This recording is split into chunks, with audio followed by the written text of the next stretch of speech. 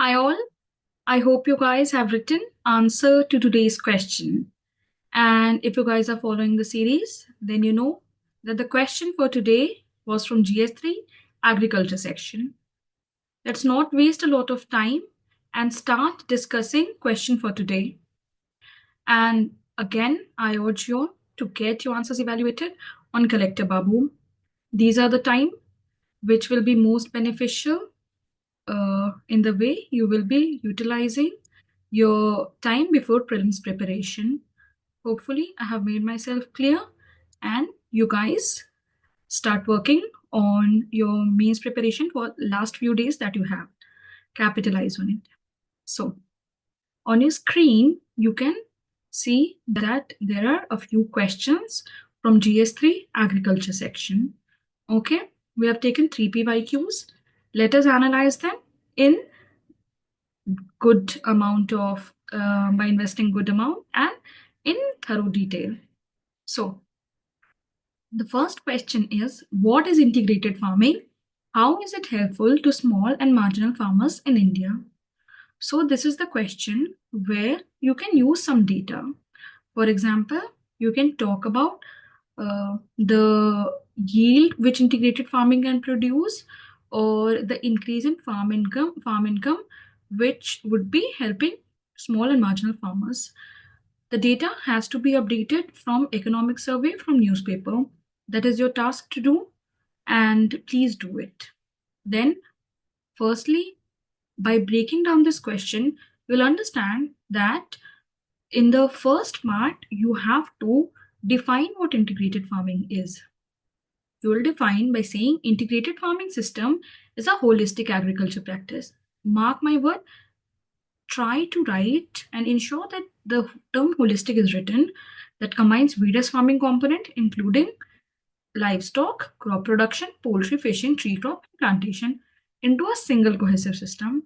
So you have just introduced by integrated farming system, and in cases where it's clearly written what it is, then spend some more time than just giving the definition. For example, you can talk about key features here, like waste utilization, like how waste from one component, that is livestock manure, is repurposed as input, that is fertilizer. So this holistic approach, diversity of production, it would help move away from subsistence to sustainable agriculture and also ensure economic stability. So these are few things that you have to write while you are writing your answer integrated farming. Please write some features as well, and then come to the main question as to potential of integrated farming system in India in terms of small and marginal farmer, how it will be helping them. So you can just write some points. You can talk about it would increase farm income of small and marginal farmer. Then it will also ensure better productivity. Okay, like more nutritious crop than just wheat rice cropping cycle. Okay, effective waste management as we have talked about earlier, and it will also enhance soil health, like nutrient cycling. Integrated farm naturally enhances organic content of the soil. Okay, so you can even write more points. These would be enough because it's just a 10 marker question. Then please write some of the please write some of the challenges as well. Okay, so in the challenges segment, what will you be writing? You'll be writing about the challenges like economic viability. Like this is high upfront cost to integrate the whole system into one unit, and then challenges related to equipment, labor. These all deter small farmers because the question specifically is about how it will be beneficial for small and marginal farmers. So then you can talk about knowledge gap because there's this lack of awareness and social acceptability. Many farmers are still hesitant to shift from traditional practices of the rice wheat cycle, and then difficulty in accessing market. You can make a hub and spoke diagram to talk about the initiatives which the government has taken. For example, Krishi Vikas Kendras, okay, like some of the extension services which are there to raise awareness. Okay, then you can talk about Mahatma Gandhi Integrated Farming Research Institute. You can talk about obviously National Mission on Sustainable Agriculture. So that's it. At the end, you can conclude by reiterating the core principle of integrated farming system, which is that there is no waste, where waste from one component serves as a resource for another. Thus, it fosters sustainability and resource optimization. This answers your first question, and this is more than enough when you write. But it is your duty to collect data and update it and write it in your answer at least along 4 or 5 parameters. Until you write that data, your answer is just making big claims without backing without backing it with data. Okay, so let's move on to the second question, which is, what are the present challenges before crop diversification? What are the challenges present before crop diversification? How do emerging technologies provide an opportunity for diversification? Okay, so here what the main part of the question is, talking about crop diversification. So here you're not supposed to talk about benefits because it's straight away asking the challenges. So define crop diversification, give some examples, and then move straight on to the question, which is, what are the challenges in crop diversification? Okay, you can talk about green revolution impact. Okay, the monocropping of wheat, rice. Again, this has been the repeated theme across our answers due to government policies such as MSP. You will talk about monsoon dependence. Exactly. Then you will talk about fragmented land holding. You will talk about how agricultural census, which talked that 1.08 hectare is the average land holding in India, which is very small to scale it up for crop diversification or any other innovative practices in agriculture. Then you'll talk about shift to commercial crop. See, farmer has shifted to water intensive commercial crop like cotton and sugarcane, to cater to demand, to cater to market demand. But then this has also raised issues in achieving crop diversification. Okay, then you'll talk about some other challenges like high population pressure on agriculture and subsistence farming. Okay, lack of high yielding variety, outdated tool awareness, that's always the case, infrastructure deficit, storage facility is not there, etc. So these will be the major theme across your answer. Then the question particularly says, if you read it, talking about how will emerging technology provide an opportunity for crop diversification. It's talking about emerging technology. So try to understand technology is not just some new device being manufactured, but it's also about integration of online market. Okay, like you can talk about enam providing digital literacy and integration to the farming population, agricultural extension services. It will also come in the domain of emerging technologies. Obviously, you have to talk about drones. You have to talk about schemes like lep- I am currently forgetting the name of the scheme, but it was Drone Didi. Yeah, Namo Drone Didi scheme. Okay. And then you will particularly talk about sprinklers, etc., and how those technology will be helpful. But then that will be helpful in overall agriculture, particularly for crop diversification. Then you have to talk about linking of market through enam portal or something that will incentivize farmers to go for diversification. Okay, so let us look into the opportunities provided by emerging technologies. Firstly, we'll talk about IT revolution marketing linkages. Platforms like OTPI, Big Basket, they have connected farmers directly to consumer in a farm to fork model that encourages to move to high value horticultural perishable crops. Okay, then we'll talk about urban farming and aquaponics, controlled environment techniques for producing perishable item in urban areas.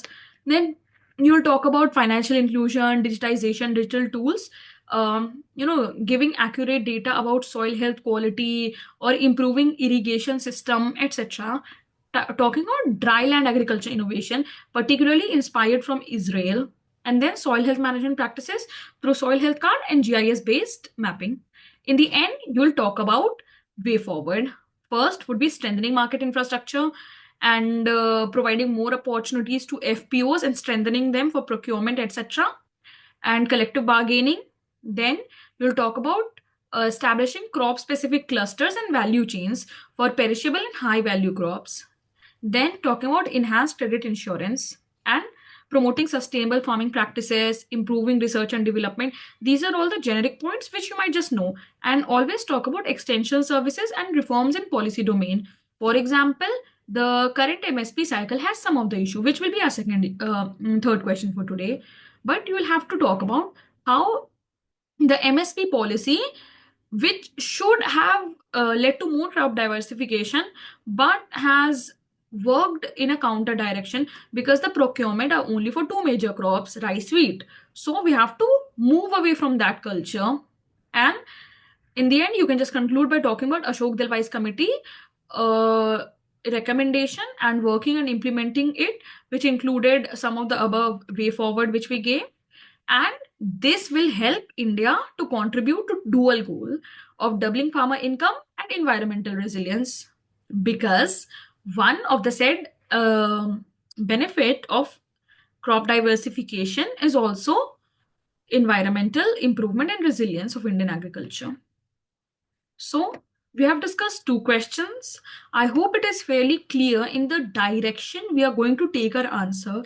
Content is something each day you have to write and keep working on. Data is something which you'll have to update from newspaper and eco survey. Any data which I give here will not be as important and as beneficial as the ones which you have direct from the source. Okay? Now, and it should be the recent data.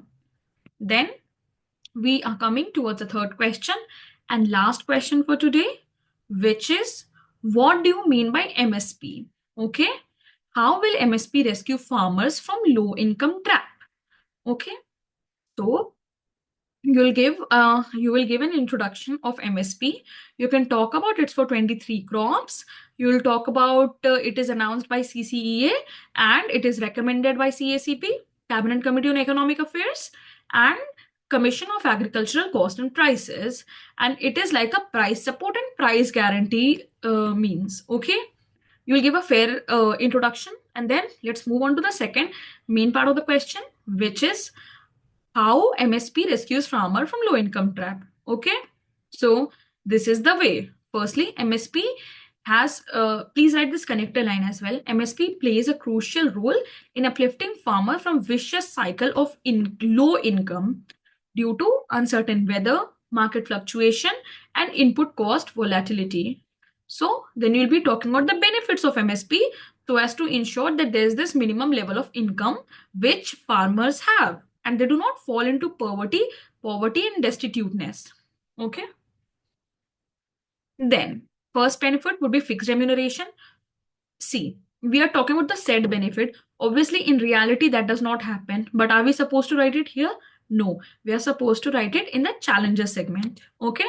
So talk about the fixed remuneration, how MSP acts as a safety net, ensuring farmers receive minimum guaranteed price irrespective of any kind of market volatility. Then it would protect the farmers from financial loss due to sharp price declines. You got it? So it will encourage crop diversification. Again, we are talking about the said benefit of MSP. Currently, MSP has created a lot of challenges as well. It has not promoted crop diversification. Rather, what it has led to is the vicious wheat rice cycle. We will talk about how initially it was for wheat, but now MSP covers pulses, oilseed, cash crop, etc. So, in theory, it should incentivize farmer to diversify crop. Then again, you'll talk about preventing distress sale. Okay.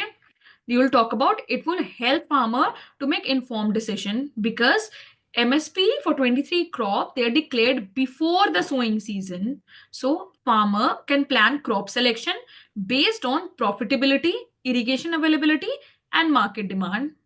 Okay. It acts as a benchmark for private players. Market signal, MSP serves as a floor price, signaling traders to offer competitive prices. Despite its benefit, MSP faces several challenges. Now, here you will be talking about challenges. First being the procurement challenge. Second being the current farmer protest, where they are talking about legalization of MSP, because MSP is not legal and there are several mandis where farmers are selling their price way below MSP. So MSP does not, which it says in theory is a price support scheme, but it does not function as a price support scheme. So you'll talk about regional bias, and that procurement is highly concentrated in Western UP, Punjab, Haryana region, and other areas have been left underserved. And then many small landholders, they lack access to government procurement centers. Okay. And then again, you will talk about a lot of commission and charges. For example, Punjab alone, it has some more than 8.5% of charges, some including middleman charges, that Aratia charges, and development cess, and various kind of other taxes. Then we'll talk about recommendation for strengthening MSP and agricultural security. First, universal coverage. That has been recommendation, not in terms of, I mean, it has been a recommendation, but try to write it with a pinch of salt, because yes, this is a recommendation by various sections of the civil society and intelligentsia, but again, can this be fulfilled in entirety? That is something which you need to understand. But the procurement obviously should expand for more crops. Most important one I'll say is talk about PM Asha. That's the most important reform in this MSP domain. Then talk about strengthening the procurement infrastructure and link MSP with export markets, incorporating technologies, integrate market, and there are some other supposed recommendations like implementing Ashok Dalwai's recommendation, like shift focus from merely MSP to enhancing farmers' net income, because there has been huge inequality and huge divergence in farm income and non-farm income, and then promoting sustainable farming practices. In the end, you can just conclude by saying that while MSP has provided safety net against market volatility, its potential has still not been fully unlocked, and we are dependent on those starvation era cycle. Don't use these words, but use whatever I have written in the conclusion or something along those lines. You can talk about sustainable development goals here as well. So hopefully you have understood what is the direction we'll be taking while approaching such questions, and keep writing. It will be beneficial for you, and also get it evaluated. Take care. Bye bye.